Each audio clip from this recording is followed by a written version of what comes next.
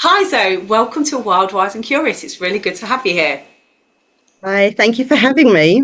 We really appreciate you hearing the call and coming out to us today. We massively So, do. yeah, thank you. Whereabouts are you, Zoe? So right now I'm in Lowestoft in Suffolk, but Nice. originally London. Yeah. So yeah, here for the time being, just doing a bit of work and stuff in the area. Amazing. Excellent, Okay. excellent. So, how did you come to realise you were in perimenopause, Zoe?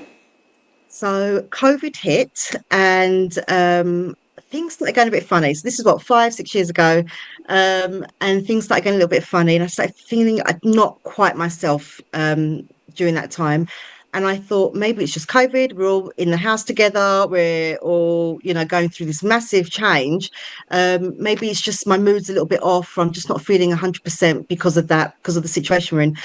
And then I just started gaining a little bit of weight and I started thinking around my midsection, which I'd never done before. And I was like, this is all the banana bread we're all eating because it was like the COVID thing. So maybe this is what's going on. And then, I waited a little while because there was no way that the thought of being in perimenopause had even crossed my mind.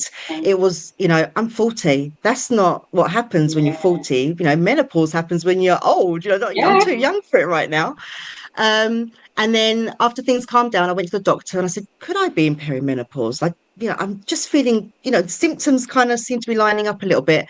And he was like, well, if you think you're in perimenopause, then you probably are. And that was my answer. And I was like, oh, okay, great. Thanks for that. So I came out feeling more confused than I did when I went in. Um, and then I thought, well, what am I going to do? Because things are changing and symptoms are starting to kind of pile up, and there's things that, things that I can't quite put my finger on. And I've got a background in food and nutrition. So I thought, okay, before I start going thinking about any kind of medicated route, which I knew I wouldn't be able to do because I had problems with birth control, so I didn't really want to go down that route if I could help it. What can I start doing for myself? And I thought, you know what? I've got to go back to basics. Think about what I can start adding to my diet that's going to start helping me manage my symptoms in the right way. And it took a bit of time, a bit of trial and error, finding out what foods work, what they kind of work with, how they help, where are they accessible, are they affordable, are they and by doing that, I kind of came across things that really can make a huge difference.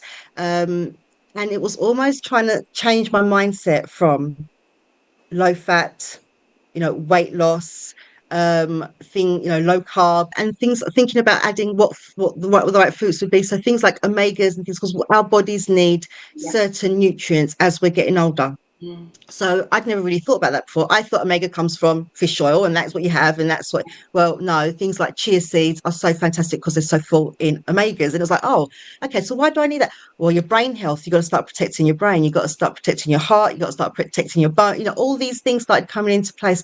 Things like yogurts. I've spent my whole life eating low fat yogurt, Yeah. doing some research on it. And it's like, why are you eating low fat yogurt? You should be eating the full fat because it's got the protein that your body needs because of your muscle mass.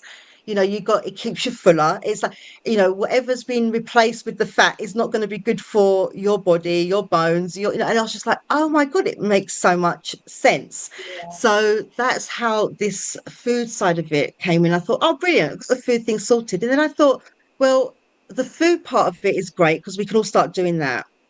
But then what about your nervous system? So when you're feeling anxious and worried, scared, when your confidence starts to dip, when you get angry out of nowhere, all these little, like, the menopause rage, which is true. And Mm. you're thinking, well, that's great if I'm nourishing myself, but then what about how do I manage my nervous system because I'm feeling quite, not great right now. And I started dabbling in EFT, which is emotional Okay. freedom technique, a form of tapping. And then I thought, okay, so let's see how this works. So I started doing it on myself. So I was kind of adapting my diet a little bit, and started doing this EFT every time I kind of felt slightly overwhelmed. And I would notice a difference literally like that. I would just Wow. find myself coming back to earth. And I thought, right, this is I think I'm onto something here. So then I went on and I actually did a diploma in it, and I Yeah. qualified in becoming an EFT therapist. So I could start, managing myself. What I started noticing was when I was marrying the two together, so taking care of what I'm eating, making sure I'm getting, not being restrictive, and adding in this EFT therapy as well. I was finding that it was really helping me. And Okay. it was making me, on those days when I didn't feel 100% or something had got to me, or I just, felt a little bit sensitive, and I would do a few rounds, I would automatically start feeling a little bit better. And doing the research about it, that is your nervous system regulation. We don't even think about that There we go. side of it. We just think we're having a moment, or, Yeah. she's off on one, or I just don't feel, I don't feel great today, but I'm just going to push myself through it. Whereas if you can take 5 minutes and just have a breather and just concentrate on what you're feeling at that time, it can actually make a huge difference.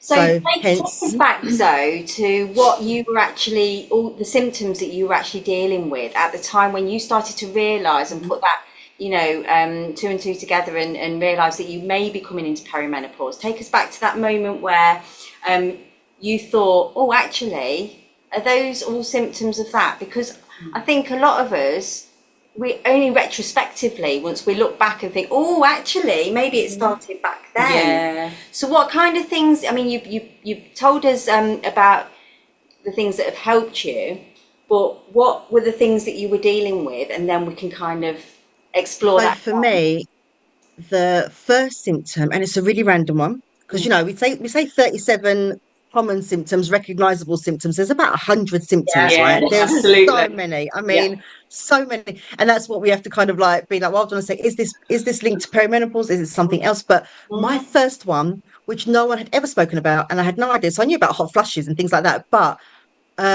dry mouth. Oh my gosh, That was we've heard the about this. first Yeah. thing. Yeah.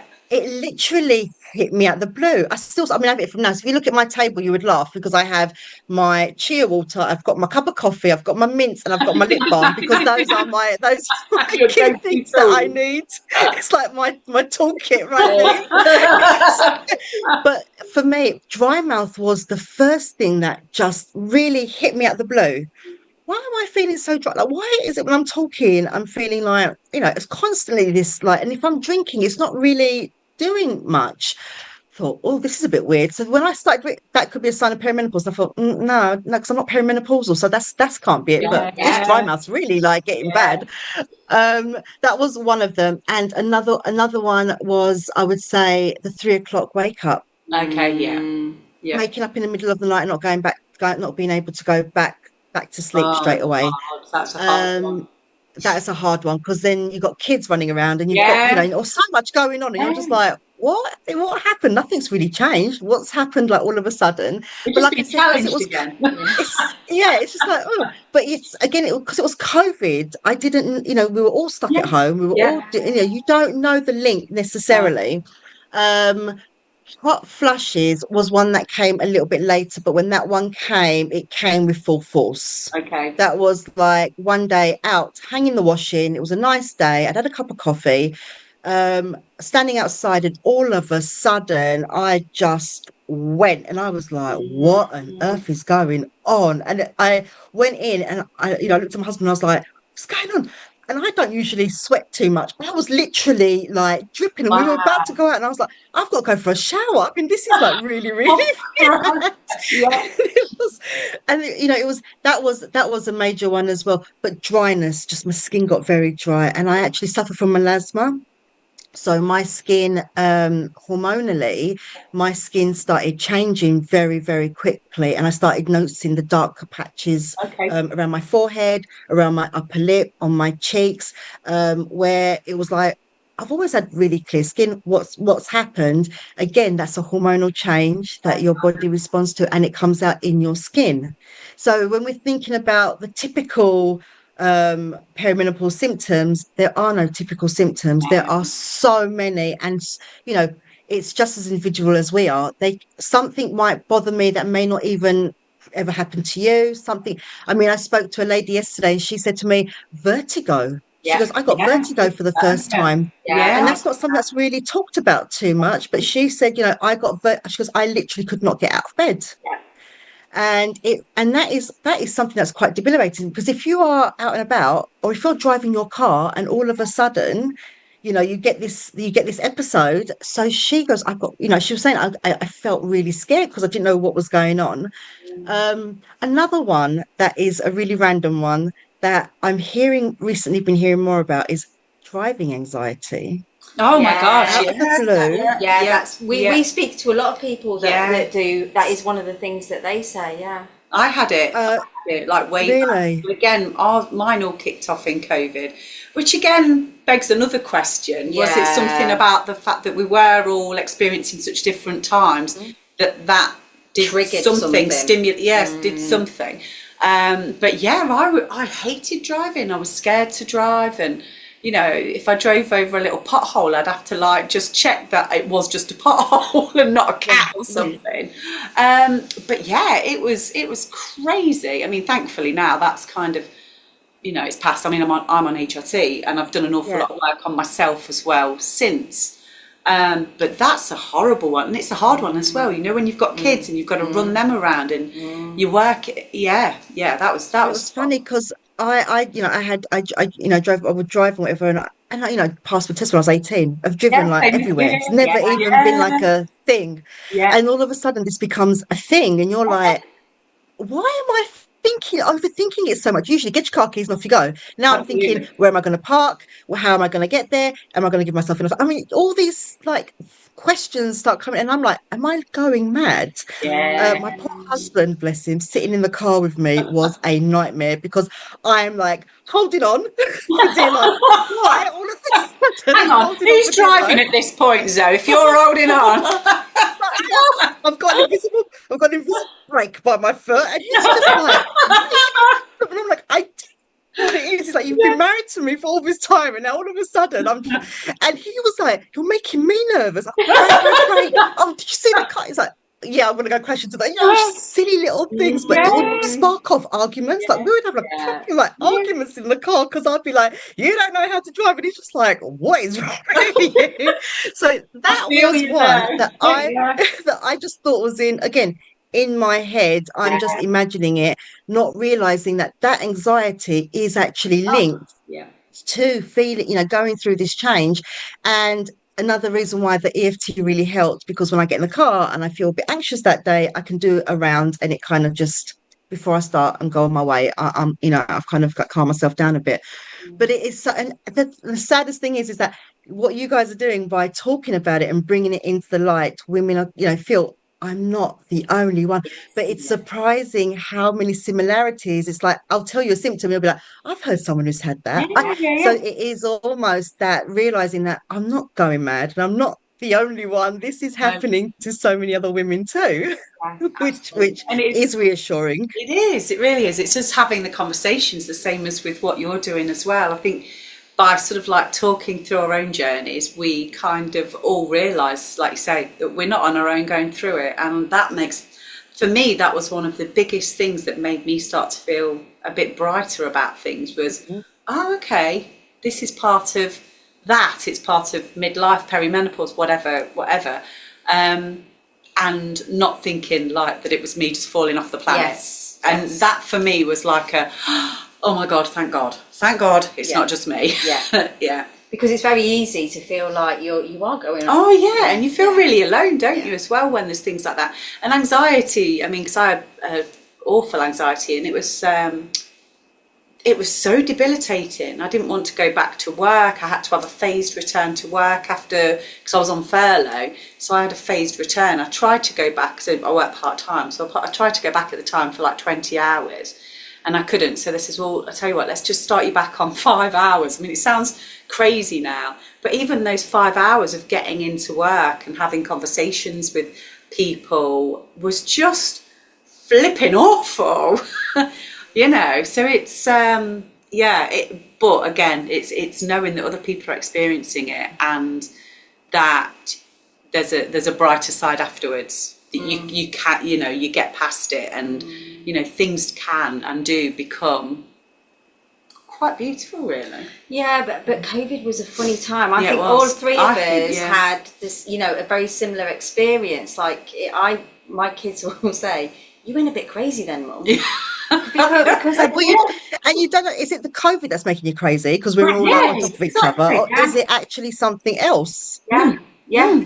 Although there's so much that I've had to unpack about that time, because it was just that whole thing of feeling like I've got to keep everybody safe and doing really crazy things like cleaning the light switches and things like that. And it's like, wiping your vegetables or stuff when they came in straight in the sink of water and the vinegar in and the water in and everything. Looking back at that time, it feels like I was a different person. Definitely, I was definitely a different person. Oh, Definitely.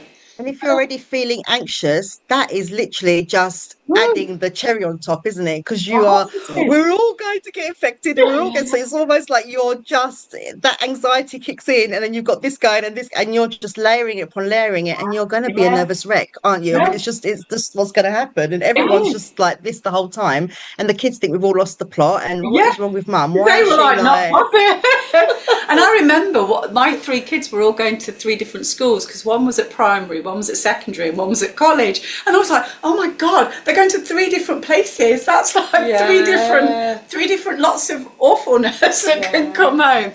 But yeah, it was the weirdest thing. It feels like a lifetime away now. Thankfully, it does. Yeah, it does. But it was strange. Yeah, it's been a real big learning curve that time. Yeah, massive. I think a massive learning curve for a lot of people. I think it's been interesting. So it was an experience, wasn't it? It was definitely an experience. So was perimenopause something that you spoke about in your friendship groups, in your family, or anything like that? What was the trigger then that made you think, oh, this could be perimenopause? Did you just Google your symptoms? It was. Yeah, it was. It was like I said, the dry mouth. I got a bit worried, and then I would never have known estrogen's dropping, so things are starting to dry. I wouldn't have even put that connection together because it's not something we've ever really been taught at school. I mean, we've not even been. I mean, I've never even heard the word menopause. The only time I heard menopause was when I remember my mum. My mum is one of 6 sisters. And I just remember and my mum had me quite late, but I just remember being very young and them talking about how one of my aunts was saying to my mum at the time that so at the time HRT used to be different, the medication used to give would be different and whatnot. And she was saying when her HRT time was running down, so I don't know if she used to have an injection or whatever, she would feel like she wanted to jump out the window.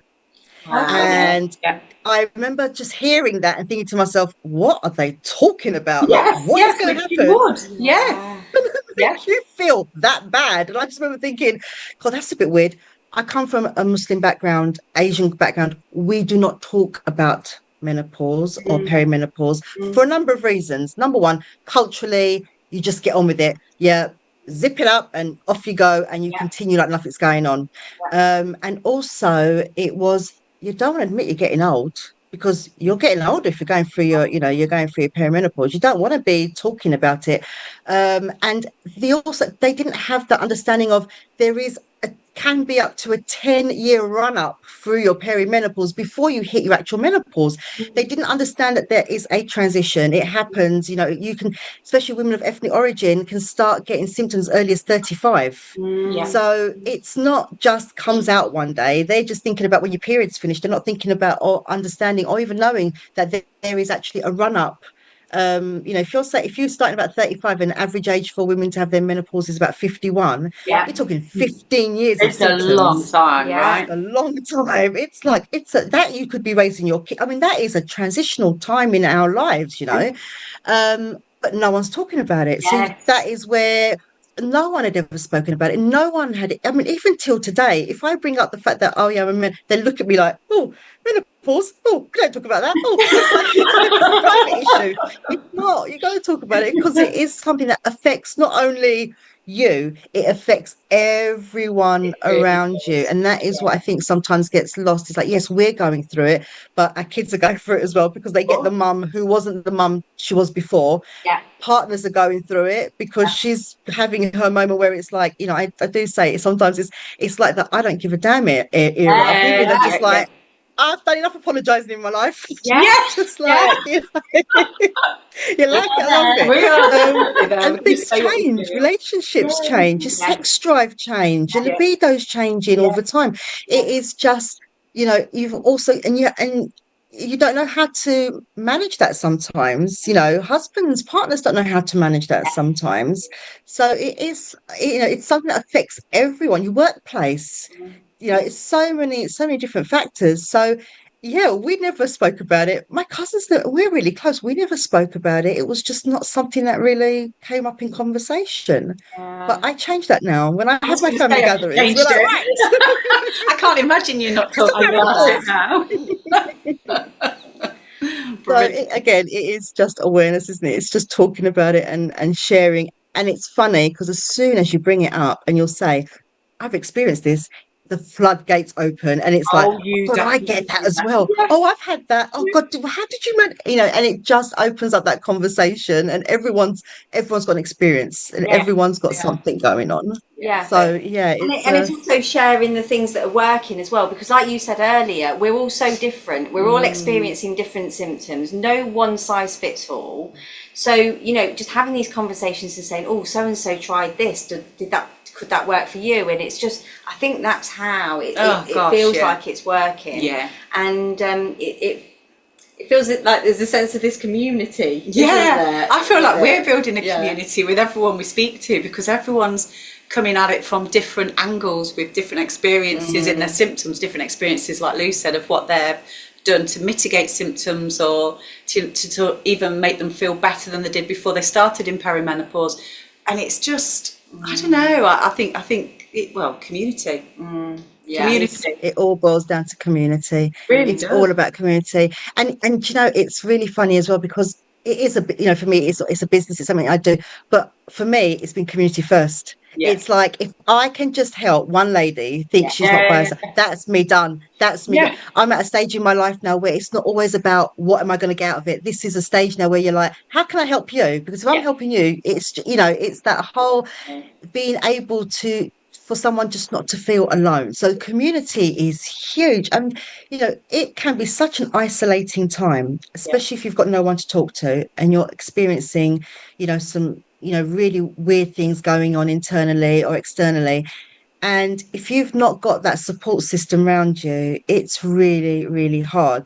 I don't know, and I'm a bit morbid here, but suicide rates for women going through perimenopause is highest rate that we have. It is, yeah. That is isolation. That is not knowing what's going on in me. What am I feeling? Why am I feeling this? And if we're not getting the answers sometimes from medical experts who are supposed to know everything, you do feel like this is something that's really, really bad. A lot of the time I hear women they'll say, I just want to go back to being myself again. Yeah. And I'm like, we're not going to go back to ourselves. Like we were talking earlier, we're not going to be that version again.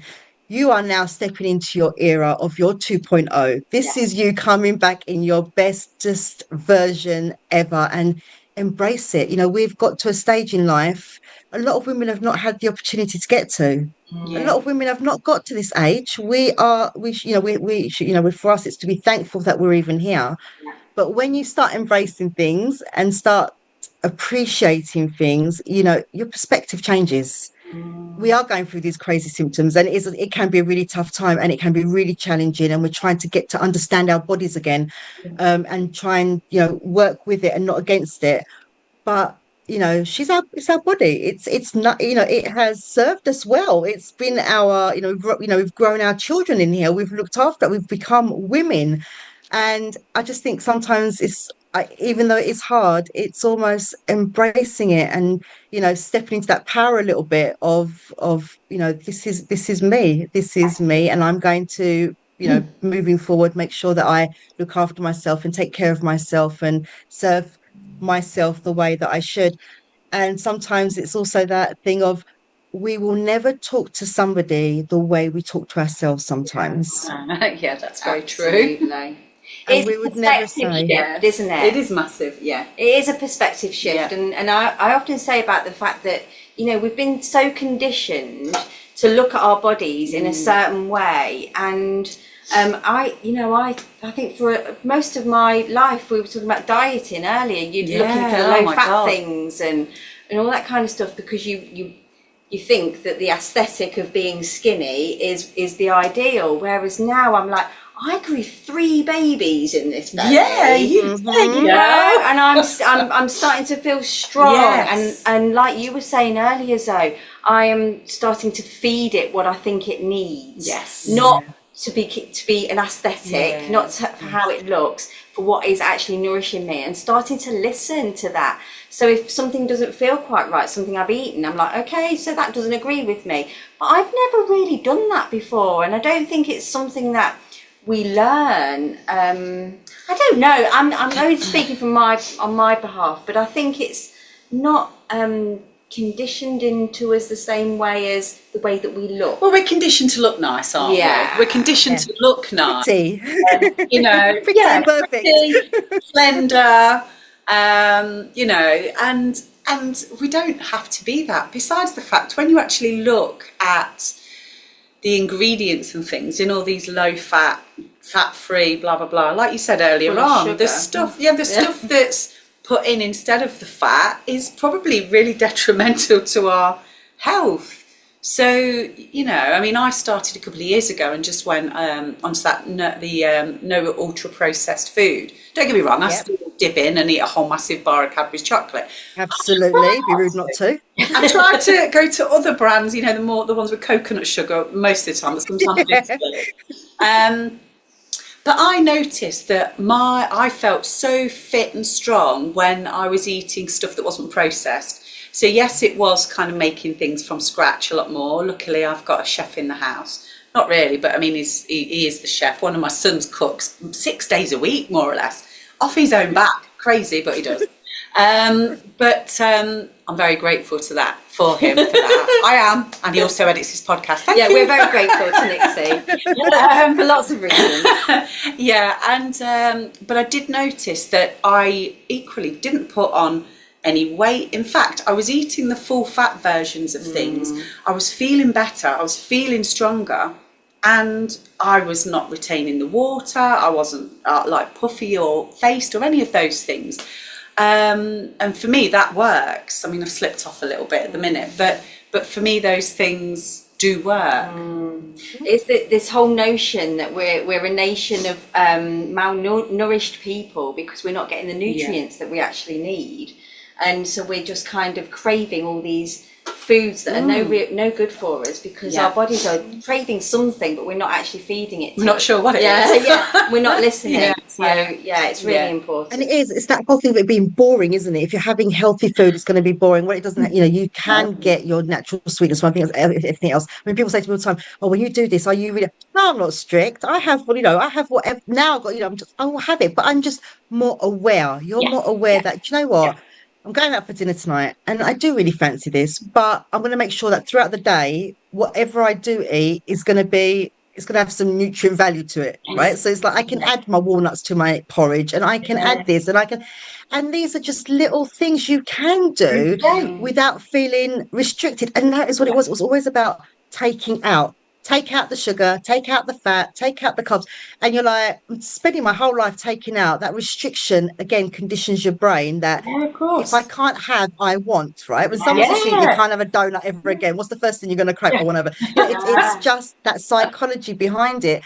But when someone says to you, have it, but just have something that's good with it. Like have something that's nutritional with it. That changes your whole mindset. Actually, I don't fancy that donut now. I've had, now I've had this. I'm actually like feeling quite full. It's that satisfaction because we need that. We do need that. And it's like, when you're talking about fat-free and full fat with the yogurts and things, it's things like the full fat, you won't need as much to feel satisfied as you would if it was low fat because you're getting what you want. And it just changes. You're not going to blow up like a balloon by having a full fat yogurt. That's not going to happen. Your body's going to take the nutrients from it and it's going to use it in the right way. And that, I think that mindset shift is so important. It's so important because when you're looking after, you go through perimenopause, that's one thing. You get through menopause and you've had your 1 year without a bleed and you're now post menopause. that brain health, that heart health, that bone health is so important. Yeah. Again, not been discussed, but we need to start from now making sure that we're on that building. So yeah, if we have a fall or if something does happen, we know that we can we've been supporting our bodies in the right way, as for that as well.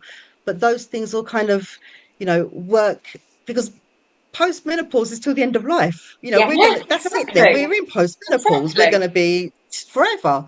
yeah, It's all great and well being 90 years old, but not having your marbles is going to be a little bit difficult. So it's just kind of training your brain from now. It's just it's a funny one. But also talking about the blood sugar, what you would have been able to eat yes, earlier, your body is not going to respond necessarily in the same way. So your peaks and troughs are going to be so much more sharper. yeah, So when Yeah. you're craving it, you'll get that sugar high and then it yeah, goes Yeah. boom and you get Boom. the low. So at 2, 3 yeah, in the Yeah. afternoon, you're like, I Yeah. really do a nap right now. yeah, So those, and your gut health changes. Like you said that, being able to eat foods, all of a sudden I eat it and you're like, my tummy didn't like that. yeah, That was maybe not, maybe I need to be a bit more careful, aware of what I'm eating, and just kind of, gut health does change as well. That is another one that it just does.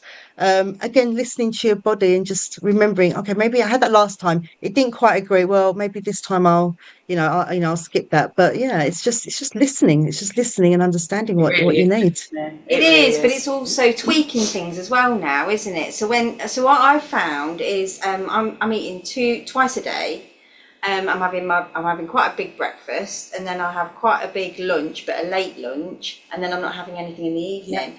And that feels like it's working really well for me. So I don't feel like bloated. I'm not having hot sweats at night. Okay. I'm being really careful with my caffeine intake, so I don't Yes. have caffeine in the afternoon. I went out and met someone for a coffee last week, and oh my gosh, I was up at 3 o'clock in the morning, really bad hot sweats, and I Okay. thought that's that coffee I had. Yep. So I had it at like 2 o'clock, Wow. but it was a really Yeah. strong coffee Yeah, as yeah, yeah. well.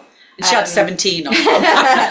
But I try to not have more than 3 coffees in a day, because I know that it's going to affect me in that way. Yeah. But that's me. It might be completely different for someone else. I mean, I went out Absolutely. for dinner with someone, and they were having a coffee after dinner in the evening. I'm Yeah. like, how do you sleep? So what But do you we're have? different. What do you have for your breakfast? And say an example of like what you'd have as a breakfast and a lunch. Okay, so I've been quite good this week. So I had so I get up and I do have a coffee when I get up in the morning. Then I go for a dog walk. Then and I come home and I have a breakfast, and it's usually frozen cherries, raspberries, blueberries, a Greek yogurt. It's a vegan Greek yogurt. And what else do I put on there? I've got a homemade granola that I put on top of that, and a handful of nuts and seeds. So that's quite a lot. But it's good. It's all good. Yeah. Good.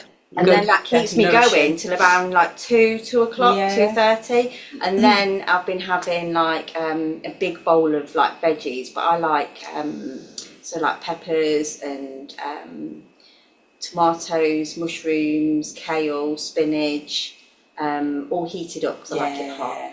And I've been having that and some protein with it, and then that has been keeping me going.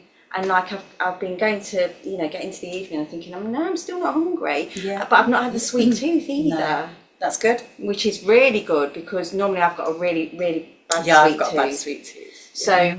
So I think that seems to be working. I'm like, oh, okay, while this is working, I'm going to tweak with this a little bit and see what carries on working. But if I can keep to that and it helps, I don't feel so bloated. It feels better. Yeah, I've been having like a smoothie in the morning, and I've been doing it for probably a couple of months now. And I have a banana or 1.5 bananas with some oat milk, and then I'll have some cacao powder, and really good. And then I'll have a big spoon of peanut butter powder, and then a couple of medjool dates. And what else goes in there? Oh, and then some protein powder. And that is amazing. And like you, that keeps me full till I mean, I try and make it and have it a bit later, mid-morning. But that probably keeps me going till about 2. And then I'll just, whatever happens.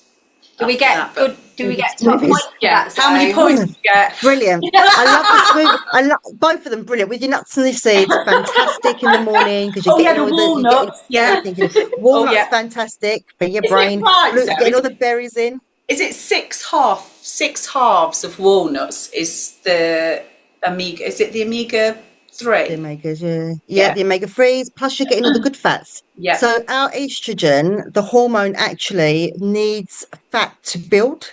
So the good fats, so your olive oils and your Yeah. nuts and all that is really it is your body does need it. So when we're talking about fats and things, that's what but you need it. You need to have those fats in order for your body to function in the way that you need it to. Smoothies are really, really good. I actually have like a little smoothie thing that I've linked to menopause, so it's different for different Oh. symptoms. But it's one that you're talking about, so bananas and the cacao powder, and that has got a lot of magnesium in it. Yeah. So that's actually one of the recipes that I've got is linked to the magnesium Okay. side. That is so good because when you're feeling a little bit low, that magnesium boost that you're getting from the bananas and the cacao powder actually gives you a bit of a high. So it's really, so I've done about 10 of these smoothies that I've researched into. And what is really good? What do we need? We need something that's going to keep us cool if you're having if someone suffers from hot flushes, things for your skin. And it's just smoothies are such a great way of getting those nutrients in. And you don't have to gulp it all down in one go. You can have it mid-morning, drink it throughout, for like as long as you need to. But it's got the good stuff in there. Yeah. And you're hydrating yourself as well at the same time, which is also really important. But yeah, no, you girls are on it.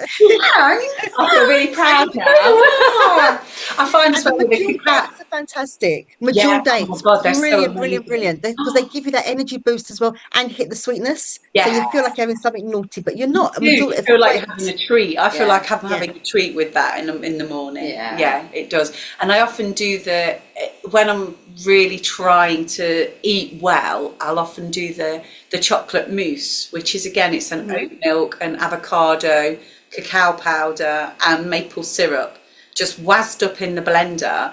Oh my God, it is the best chocolate mousse I've ever tasted. Nice. And it's That sounds just good. all good stuff, all good stuff. Nice. But yeah, because And as soon as you take that guilt out of it, as soon as you take the guilt of having Yeah. out of it, it changes everything because you're like, oh, this is like I can enjoy this. Whether you're like Yeah. sneaking Yeah. in the bar, hiding my I can chocolate in the actually, drawer. yeah, as my husband calls the secret stash. You're not raiding it at that time because you're having things that are actually like really good.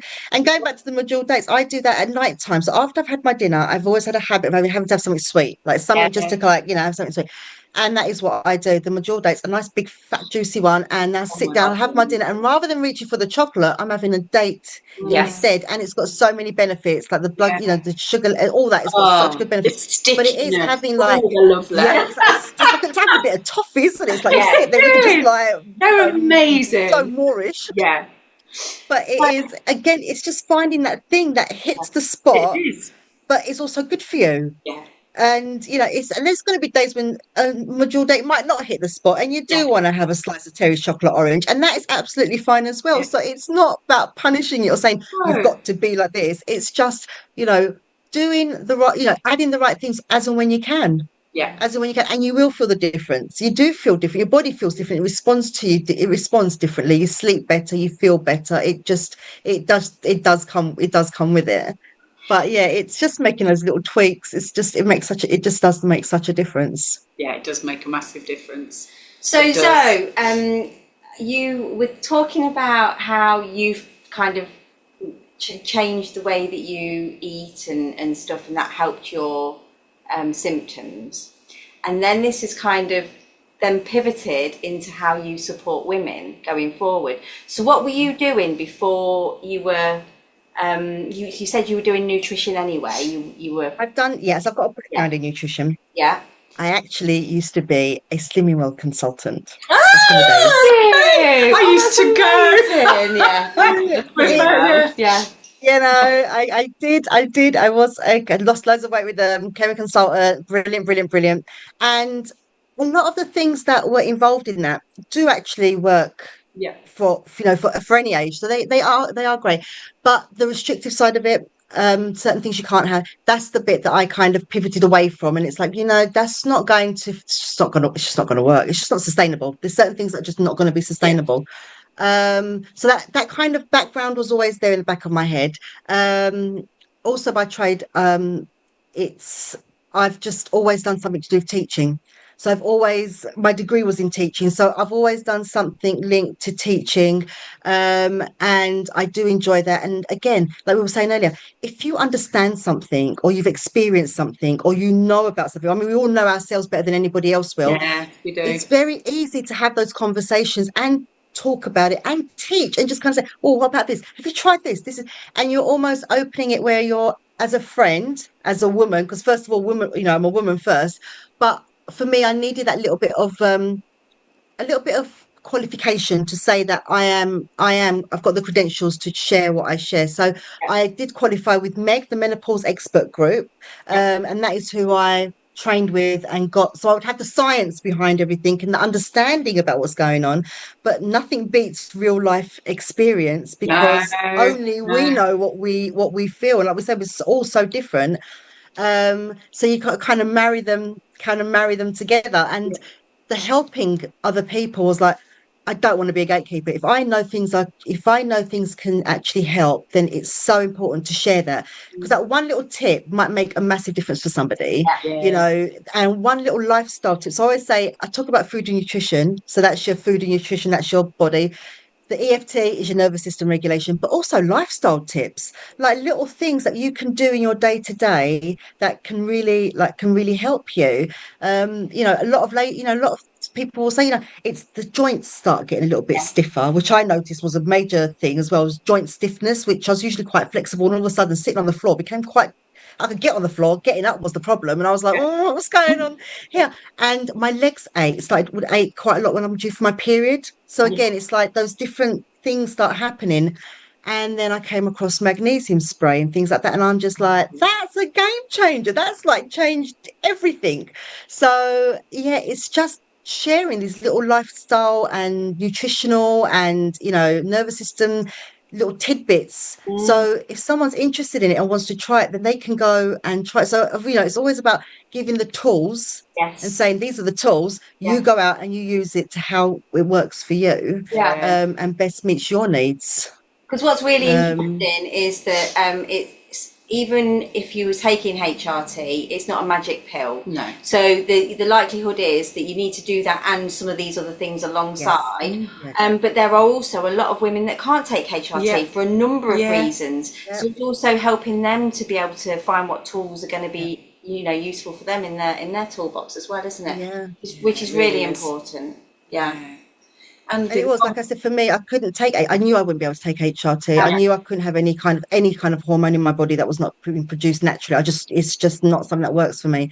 Yeah. So at that time, it's really scary because you're thinking, so this is where I am. Yeah. I can't take the medication. And at the same time, what have I just got to put up and shut up? Like we were saying, next 15 Yeah. yes. years, is this Yeah. going Yeah. to Yeah. be, I just got to struggle my way through. And I was like, they cannot be the only two options. There's Of got to course be they can't. more than that. Yeah. And that's when you have to, and don't be afraid to dig, because you're not always going to get the answers that you're looking for through medical experts. It's just not, and it's not anyone's fault. It's just because it's not there. It's not been something that's been addressed in that way. But also doing your own research, finding out yourself. But the other thing is also being sensible, because menopause is a buzzword at the moment. Okay. Yeah. There It is just. everybody and anybody, selling you the magic pill or the magic potion, lotion, whatever it is at the Yeah. moment. It's just really important not to get sucked in. I got sucked in because I was so desperate to Yeah. find Yeah. something to Yeah. work for me. 300 quid later, and you're like, oh, hold on a second, that doesn't make sense. How is something that's going to help my hot flushes help me lose weight at the same time? What am I Yeah. doing taking 3 pills a day of, like, I don't even know what? Being promised this magic pill that I'm going to be to feeling wonderful again. And so it's just really being just really aware of not getting too sucked in, and just doing your own research and finding out what actually is going to be good. And that's where the food and nutrition, it's like going back to basics. Yeah. What can I do today that I've got in my fridge that I can use that can help me with this symptom or with that symptom? And it's just about, educating ourselves and just learning and sharing that with other women. This worked for me. Have you tried this? Have you tried, and it's just something to share. And that is really important. And that is, again, back to the community, sharing what you know. It's so important. Really, isn't It's it? so I feel important. like it's really important to get back to basics I do, anyway, yeah. basically, because even if you're taking HRT, you don't know how your body's going to respond if you're, really your body is full of toxins, and then how is that going to, affect with the HRT and all that kind of stuff. So that's what I've been doing. I've not gone on HRT. And I've been going back to basics for exactly that reason, because I thought, well, I just need to know that my body's in the best state that it can be at. If I do decide to put anything else on, then I'll know if it's working or whatever. But because I've been doing that, my symptoms seem to be less. Although I do still get the brain fog and the my words don't come out. I think that's just normal. I think that's just a lot of us when we're busy, we have work, study, kids, family. That's your it. brain never switches off, does it? And your brain is going faster than your mouth can keep up. Exactly. So no wonder we are. So that I think I might just have to accept that that's just me. But everything else seems to, and like I said, when I had that hot flush the other night, I was able to say, okay, I'm going to put that down to that. And I had one in the day, and I put that down to the fact that I'd been really rushing around and I was really stressed. So all these things are giving me confidence that actually, as long as I'm keeping myself on a level, I've increased my activity. Activity is a really important thing as well. It's so important. Because that is something that we do start to take for granted as we get a bit older. All these things that work for me don't necessarily work in the same way anymore. So I've upped my activity levels. And so then that's, just in layman's terms for me, just common sense would say, well, that's going to be shifting everything around my system a lot better, so surely that's going to be helping, if nothing else. Definitely. When we're talking about the exercise side of it, that is so important because your muscle mass starts to deplete. So you might notice where before, and I notice it all the time, the bingo wings come out of nowhere, and you're like, because the muscle mass is changing. Your body is, it's not that it is changing. But it's also things like being aware of what exercise you add in. So you're not going to go pounding but pounding the pavement. You're not going to be doing HIIT exercise. You need to be doing exercises that are going to be really good for your strength. So strength training, but running increases your cortisol. And when you start increasing your cortisol, cortisol sits in your tummy area, and you're wondering why you can't shift, and you're putting your body under stress. It's just knowing that certain things will not work like they did before. That's not going to be the right way.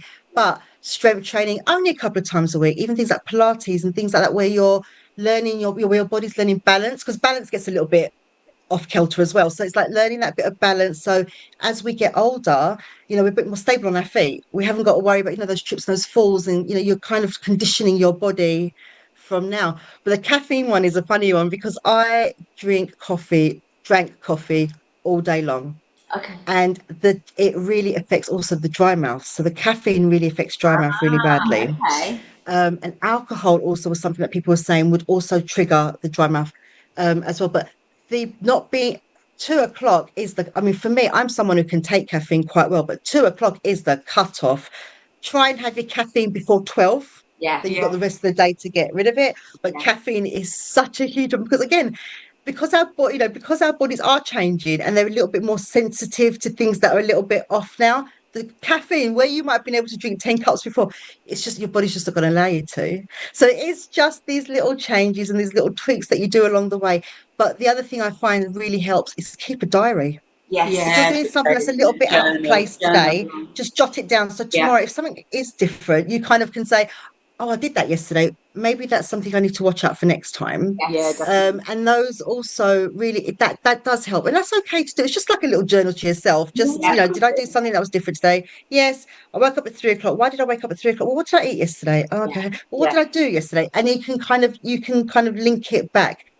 And that also helps if someone is going to the doctor, then if they've got their journal with them and they can show where things are. So just if you need that bit of reconfirmation that I'm not losing my marbles, and I am actually going through this, that is your little bit of information that you can just go back to yourself and have a little look and see, if anything was different, anything changed, how your mood was that day. It's just little things, and that's just for you. That's for you to know where you're at and Yeah, how so you're you can be your feeling. own advocate, right? When you get to that That's what we all Absolutely. need to be, yeah, right? yeah. Especially when doctors Yeah. only have 5-10 minutes to see you. So yeah, You want to go definitely. in and say, here, this is what's going on. This Yeah. was, this is, da, da, da, da, highlight what you need to highlight.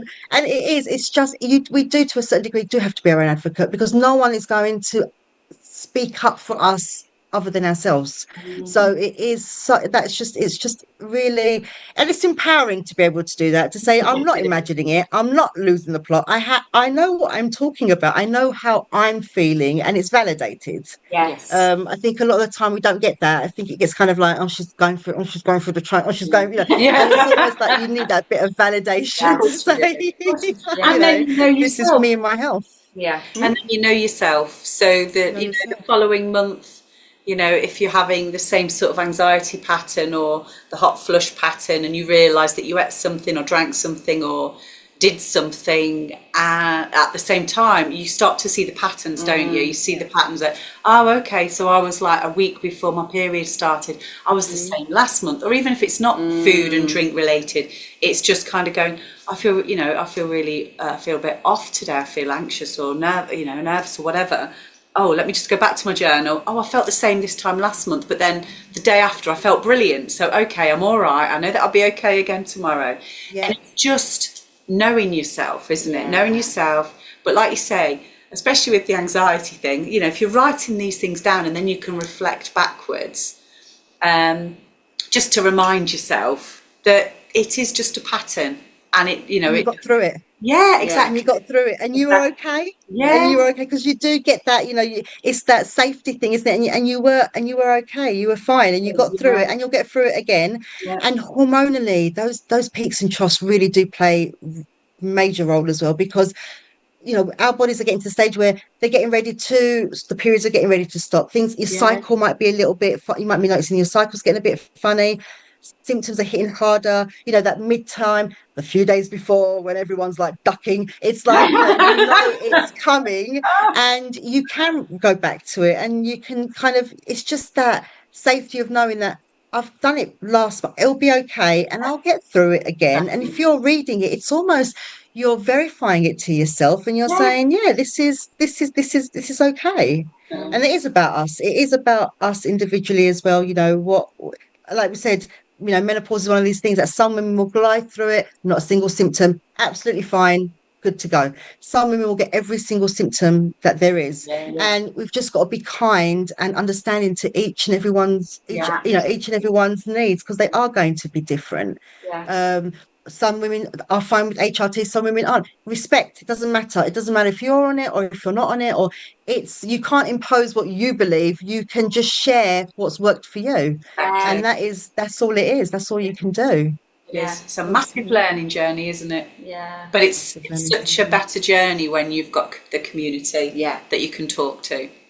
Absolutely. Absolutely. Because there's things you might want to have a conversation with your partner about and be like, oh God, he's just not gonna, not gonna get it. And men are getting better, because again, they are so exposed to it, and we're talking about We it are more. talking about it. But they think, oh, it's part of, like, it's like my husband makes me laugh. He's like, I don't think there's another man in this world who knows more about menopause than I do, because it's Oh, sort well, of like, my and I'm husband like, says the well, same sorry, mate. thing, so maybe they need to have a chat.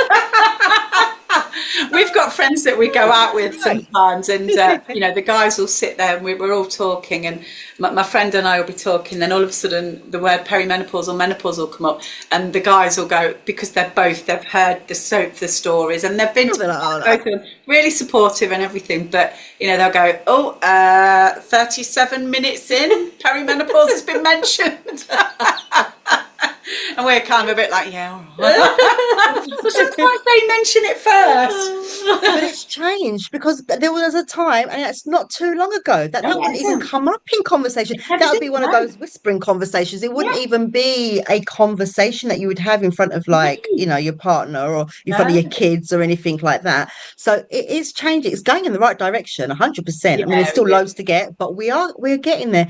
Awareness spreads education. If you're aware of something, you start asking questions, and it just, that snowball, effect will happen, it's getting there, and it's going to be obviously things like podcasts like this as well that are going to be people ears are going to start pricking up and be like, that's me, or maybe I should listen to this. This is like something that could benefit me. This is going to be something that can help me. I can share this with my daughter. I can share this with my sister. I can, it's just that, taking that taboo away from it. And it's, Absolutely. look, we're a nation of like what, 7 billion. A million women are going through a menopause transition. A billion women are going through their menopause transition right now globally. I mean, this is That's a not lot of something us, that can right? just. That's That's a a lot of lot. women. It's not something you can just like pretend doesn't exist, because it Yeah, does. yeah, yeah, yeah. And sharing it, Yeah. So yeah. tell us a little bit about what you're actually doing then, Zoe. What are you offering in your business?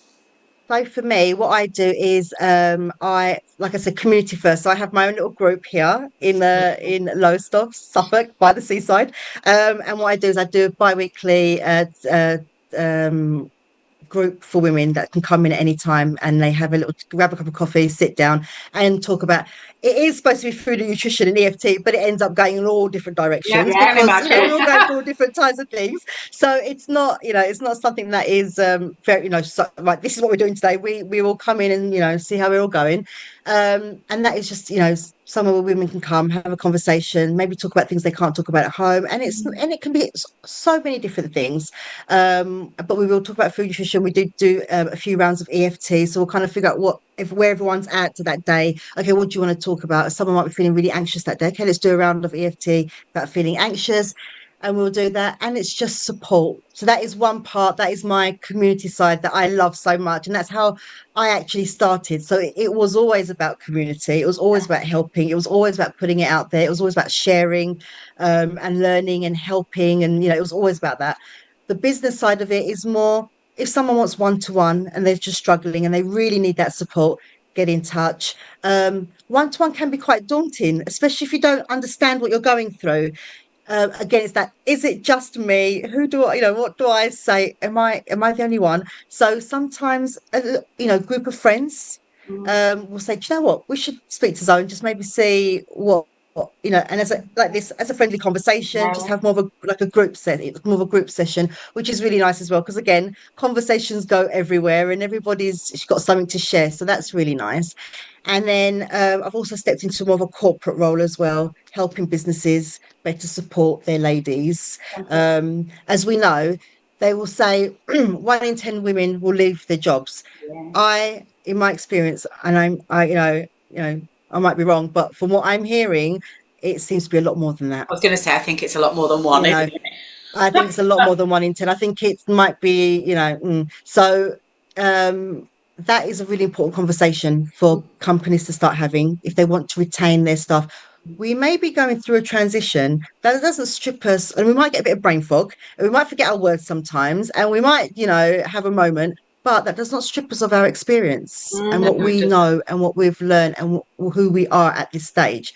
So companies also need to take that bit of responsibility as well, and kind of think, how can they better serve, but also making women feel comfortable enough to be able to tell their employers, this is what's happening and this is the kind of support that I need. So I've been focused on that quite a bit lately. Do we open up and say what we do need, or do we hold it in fear of it might work against us? Yes. So it's this. There's a little bit of a push and pull scenario going on there. But again, companies need to know there is going to be a menopause action plan that's going to be coming out. That companies are that have more than Yeah. 250 employees are going to have to imply this, as part of the equal opportunities and stuff. So it's just getting companies aware of, it doesn't have to be anything crazy, but even just saying that we support you Yeah. and what can we do to make you feel better will make a difference. Yeah. So yes, so I'm on a bit of a mission to kind of get the word out there and get Love it. companies just being more accountable and Yeah. understanding. But again, like I said, at the end of the day, it's us first, us first, how we feel, and then we can go and share that information. So again, when you're in the workplace, you don't need to feel alone. You don't need to feel people are talking about you. You don't need to feel like, you don't know what you know. You know what you know. It's just sometimes if you're being supported the right way, you're able to express it, in the way that Yeah, works. yeah. So yes, that's me. Sounds And I amazing. love it. I love it. It's something that I just think we should be talking about, and we should be having these conversations. And it's nothing scary, and it's not meant to be, oh, I'm a teacher, I know, oh, I know. It's not even that. It is, we are all going through our journeys, and we all learn from each other. We all Yes. pick up things from each other and learn from each other, and that might help me, and that might help you, and that's what it's about. So we've got to support each other and help Yeah. each other moving 100%. forward, and teach our younger generations. We've got daughters coming behind us. Yeah. We need to make sure that they're equipped for what's gonna come as well. So Yeah, yeah, and I love the way that you've made that a business from your own experience, much like, we've come into this podcast just through our own experience. And, what that's the best way to come into it, isn't it? Because we're experts by experience then. Definitely. Really, that's it's your probably most the only way. authentic self. Yeah. That is your authentic self. That is not you regurgitating, or that's not you, No. you've learned something and now that's not even, this is, this is you. This is, when we're talking about empowerment, that is empowerment. If I can come to you as my authentic, so this is me. And Yeah. it's like, this, what I tell you is what I've gone through. It reaches women in a different way, because sometimes we're made to play this role. It's a role, isn't it? It's always a role. We've got to be the perfect mum, the perfect wife, the perfect this, the perfect that. This is you coming raw and saying, this is me, this is where I'm at right now. It's not perfect, it's not always pretty, but this is as real as it's gonna get. It just lets other women feel that they can be like that too. So Yeah. it's It really important. does. It's Yeah. really It really important. does. You can really feel that you love your work. I love Yeah. it. Yeah. I love it. I want to give you a hug, so I'm Yeah. giving you one through the screen. Mwah. Love it, Oh, Zoe. Zoe, it's been amazing talking to you today. Thank Oh, you thank so much Yeah, you. thank you so sharing. much. Yeah, Yeah. Oh, thank appreciate you it. for having me. It's been, like I said, I do love what I do, but it's just so nice to be able to talk to women and just, get things out there and share things. And like I said, it just helps people just think, oh, I am normal for normal right now. Then Yeah, that is good to yeah, go. Absolutely is. and And we'll. Oh, we were and just we'll about to put you. say. We were just about to say exactly the same thing. I'll let you do You it. go ahead. And what we'll do is we'll link to your website and to your socials on the podcast. So Brilliant. if Thank anybody you. wants to reach out and get in touch with you to see what it is that you're doing or find out a bit more, they'll be able to go straight there and get in touch with you as well. Oh, brilliant. Thank you. Thank you for Thank that. It's you, been great. Thank you, Zoe. Zoe. We'll keep in touch. You. Definitely. Take Will do. care. Will do. Bye. Thanks. Thanks for having me. Thank you, Bye. ladies. Bye. Thanks.